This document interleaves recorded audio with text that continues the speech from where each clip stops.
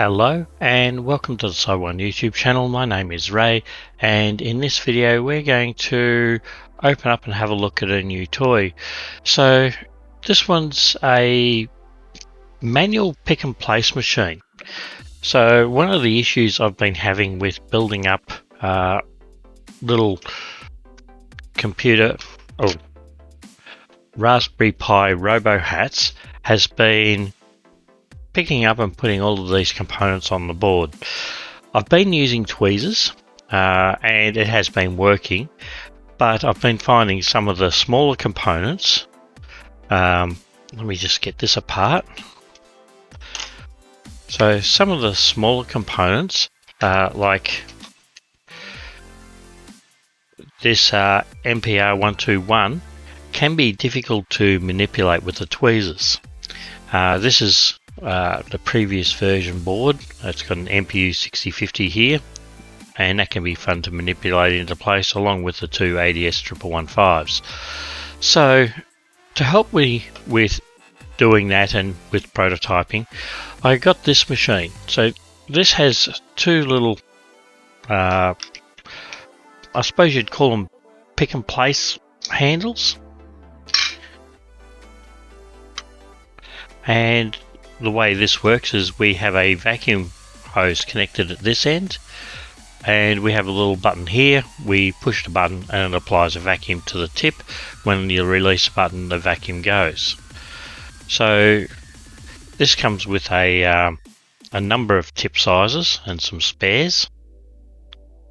It actually came with two of these, and we push that on the end. Remember, it's held with vacuum normally. And when we push the button, it gives us our small hole here. And they have little suction caps. You pick the appropriate size suction cap, and there's a few more in here as to the type of chip you're picking up. Now this kit came with two of these because you might have two different size suction caps on the end.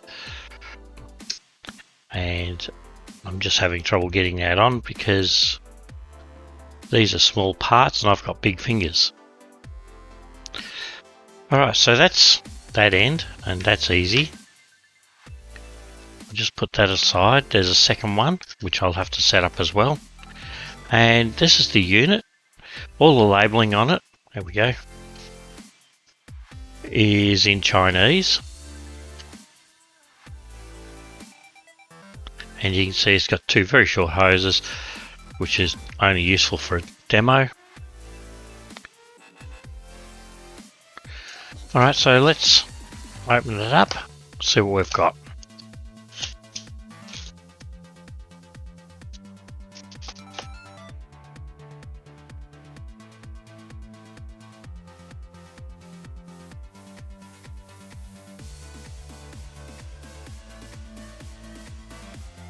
Okay, so that's an empty box. We have an adapter to go from the US standard to the European standard, which is of no help to me at all. And we have two lengths of a silicone hose.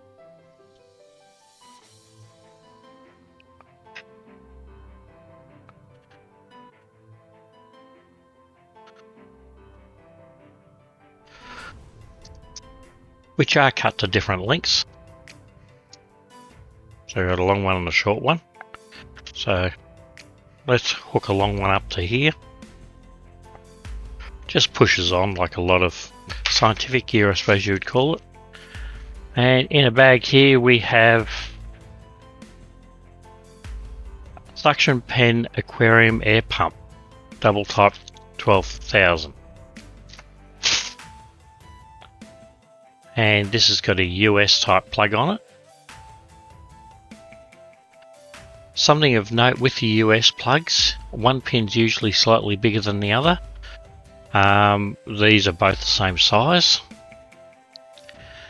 I do have an adapter that'll let me plug this in. Those who don't know, I am in Australia, so this is a standard Australian plug. So I'll just plug that into my board over just off camera.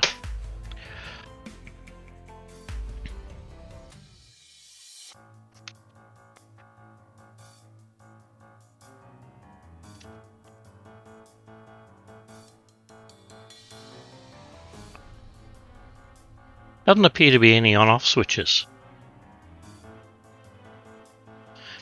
I can feel it vibrating. That's more vibration, and there is suction on the 2 ports on the bottom here.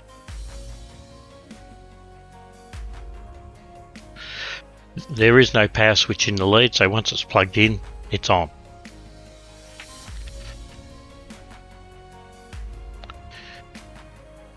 Alright, so the next trick will be to get a surface mount component.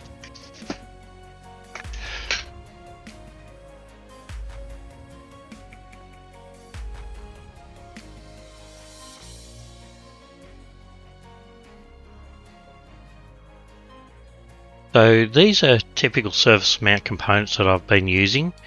This first row are 10k resistors. I'll just peel this back to expose one.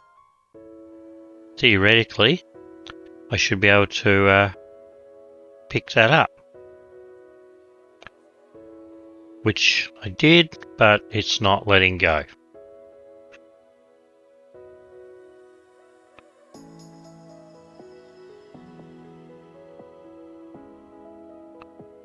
Or if it did, I can't see it.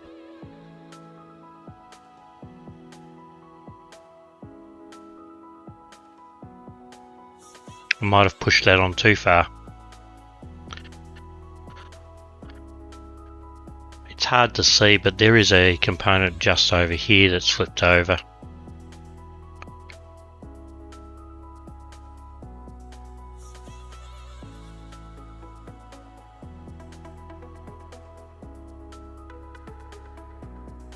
So it does pick it up, it does let it go, but it doesn't let me turn it over.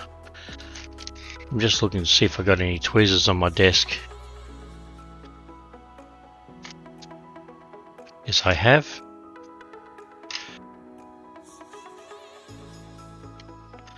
So that's my 10k component.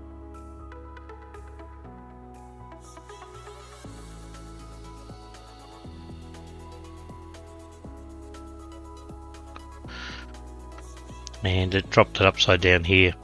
Normally you drop this into a pad of solder paste.